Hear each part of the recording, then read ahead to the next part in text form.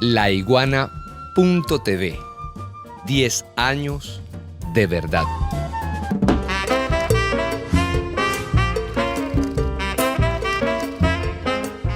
Luego, en el siglo XX, para hacer una historia muy larga, corta, pues hubo varias revoluciones, la de 1911, la de 1919 en la China, donde intentan recuperar la soberanía del Estado frente al control de estos países imperialistas.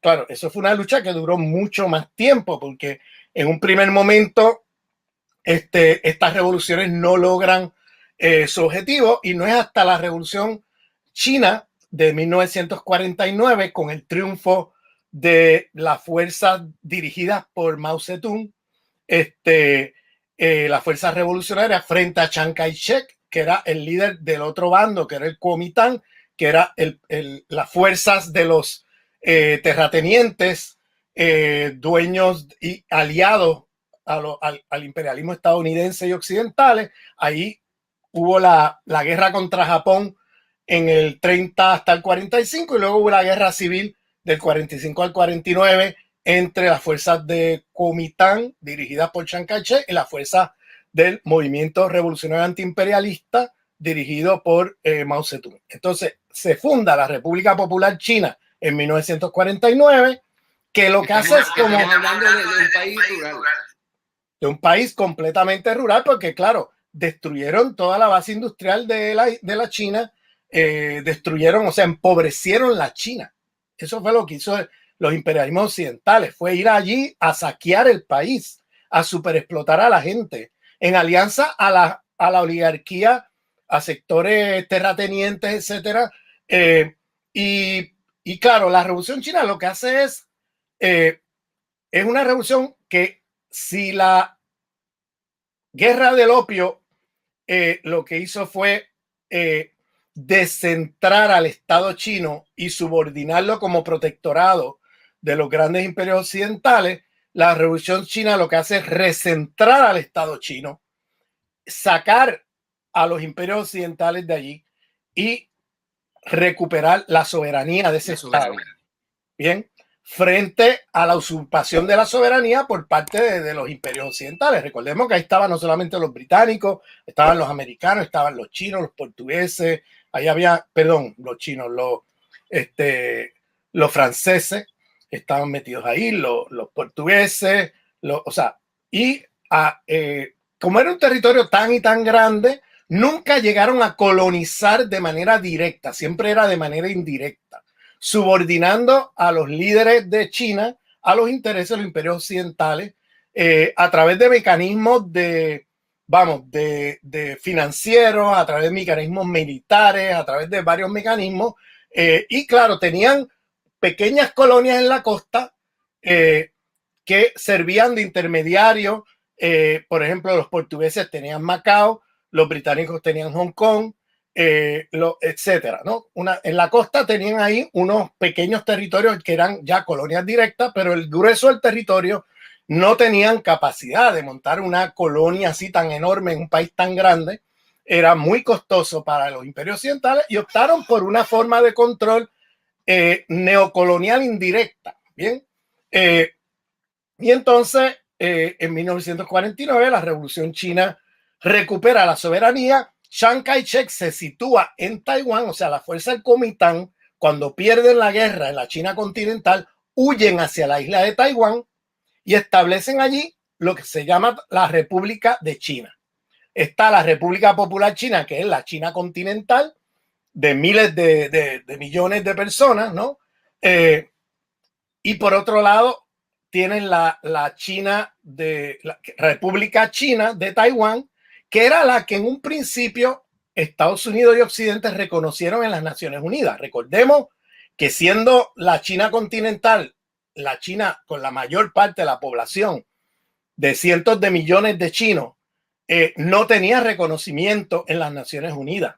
Era un país proscrito, era un país bloqueado por los imperios occidentales, bloqueado económica y políticamente. La única salida de comercio que tenía China era vía la Unión Soviética en aquella época, y algunas relaciones comerciales que hacían vía Hong Kong, que era una colonia británica, y era la salida que tenía China. China estaba bloqueado. Las Naciones Unidas reconocieron a el gobierno del Kuomintang en Taiwán, y eso duró así durante varias décadas hasta principios de los años 70, en que se da una alianza política entre Nixon Kissinger, la famosa visita de Nixon y Kissinger a China, donde se hace una alianza estratégica entre Estados Unidos y China contra la Unión Soviética.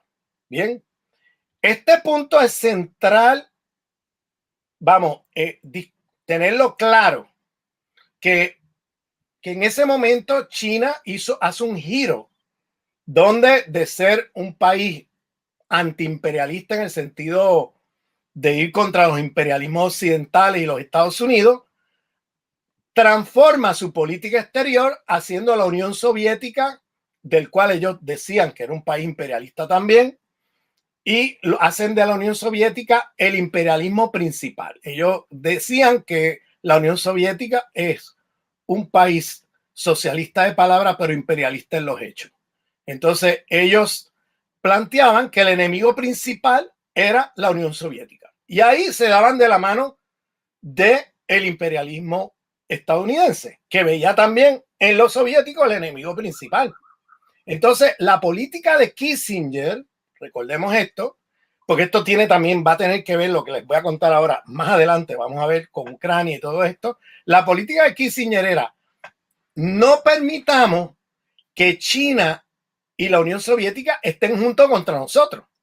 Lo que tenemos que hacer es agarrar a uno de nuestro lado y nosotros estar juntos con uno de ellos contra nosotros.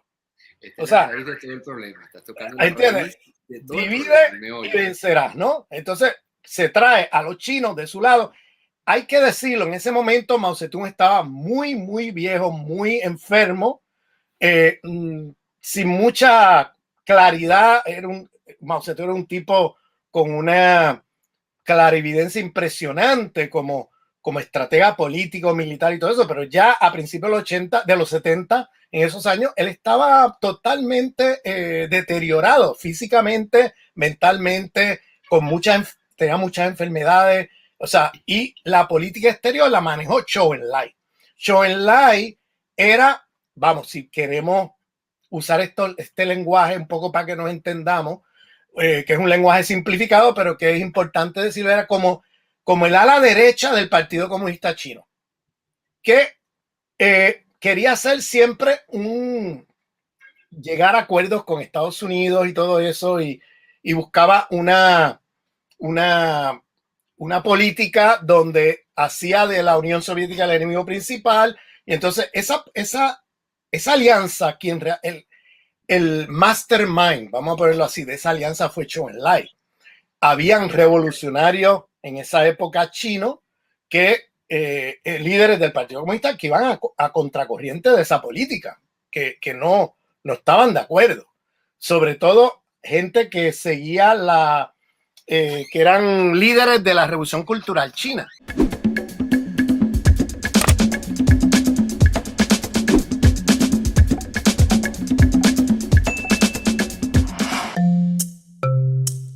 Laiguana.tv, la verdad hecha tendencia.